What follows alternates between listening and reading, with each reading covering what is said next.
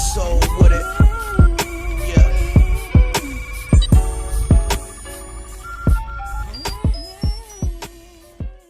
So I was listening to ESPN LA radio with Travis Rodgers and LZ, and they spoke about an interview that Luke Walton had with TMZ pertaining to how he felt the Lakers season has gone thus far. And basically, TMZ was asking Luke all these questions so they could create a headline for clickbait. That's simply what TMZ does. Of course, y'all know how TMZ is so manipulative. I mean, Luke Walton could say, hey, he likes peanut butter and jelly. And somehow TMZ will change that headline to Luke Walton still supports R. Kelly. But anyway, the TMZ guy asked Luke Walton how he thinks the Lakers season gone thus far. Luke responded by saying he thinks it's gone good despite the injury. He asked Luke's questions like, did the Anthony Davis trade ruin the chemistry of the team? And Luke Walton was being PC, of course, saying the right things and saying things like, no. So that's when the TMZ reporter asked Luke Walton, was LeVar Ball paid to keep his mouth shut? Luke Walton stated he doesn't know anything about that. I'm like, good job, Luke, because what is this, an interrogation? Like, what do you want him to be, a snitch? But then the TMZ reporter asked him about the rumors that he and LeBron James are not getting along. Luke Walton responded by saying he doesn't know anything about that either, and him and LeBron James are getting along well. So that's when LZ brought up an article written by Jackie McMullen stating that the rumors about LeBron James camp wanting a coaching change. LZ stated that he doesn't question Jackie McMullen's sources, but he says he's not sure of if it was LeBron James camp who really wanted the coaching change, or was it just really LeBron James who wanted the coaching change, which I'm pretty sure it was. LZ says because LeBron knew when he signed up to be a Laker, he knew that Luke Walton was the coach. LZ says LeBron gave David Blatt a good season, went to the finals, then they fired him. Then LZ also stated how he doesn't know if Luke and David Blatt are in the same position, but says based on his sources, David Blatt wanted to do things his way, and that was just a bad idea when coaching LeBron James. But here's that Luke is the total opposite. He's more of a player's coach. So Travis Rodgers responded by saying this, and this was his exact quote. He says, Luke's fate with LeBron/Lakers is going to be predicated entirely on whether or not they win. There's no way LeBron is with Luke and say, I don't want to be around him because I don't like. You got the sense that the David Blatt thing was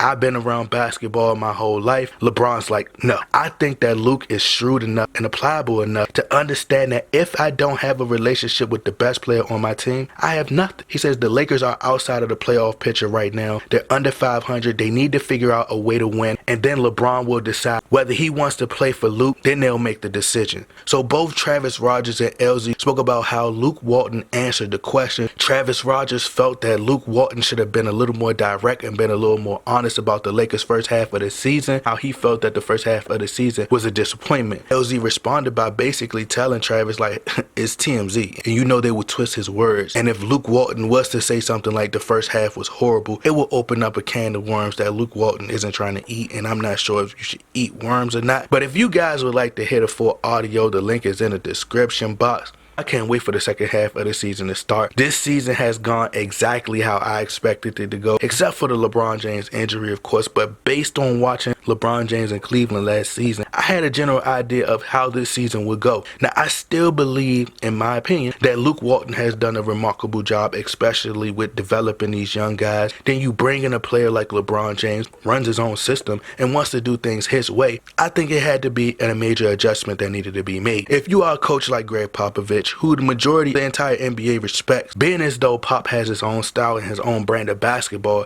if LeBron James has to conform and he can't play his own style, and let's say that they are losing, LeBron would want Popovich fired. When you're winning, LeBron James loves you. If you losing, LeBron James doesn't even want you near the arena. He wanted more help at Cleveland in the first go round. What happened?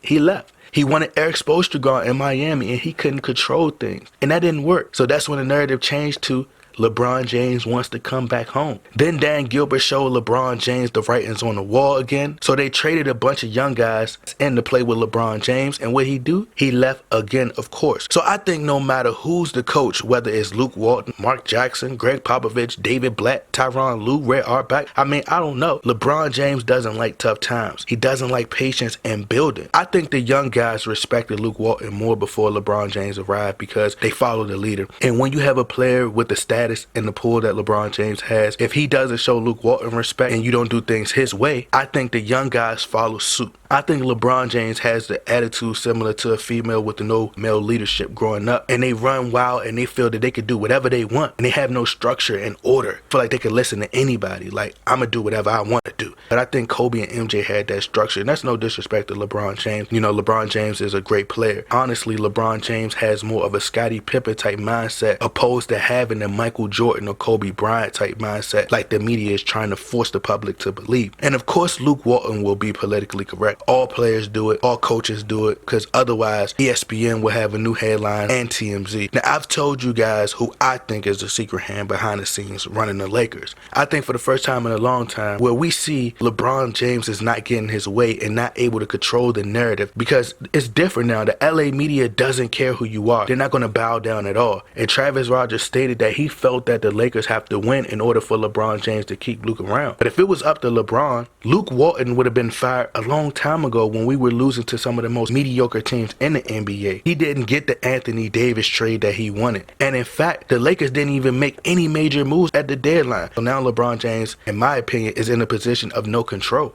I mean, unless he gets injured again or he decides to retire. So LeBron James is in a position where he has no choice but to figure things out right now. I still believe that the Lakers will finish anywhere between the 6th through the 8th seed. And I originally stated that I believe that the Lakers will go 47-35. And I still believe they will. I think when healthy, the Lakers have the perfect balance and veterans, and I think that they could challenge Golden State, in my honest opinion. I think the Lakers are missing who I feel the offense is originally built around. I think the Lakers need a legit closer in the fourth quarter. In the beginning of the season, I said that I think it would be smarter for the Lakers to get an AC so they could face the Golden State Warriors in the first round, because if they take on that tall task of trying to defeat the Warriors, every team other than the Golden State Warriors won't be as tough. But we'll have to see. That's just my opinion. And of course, an opinion is not illegal.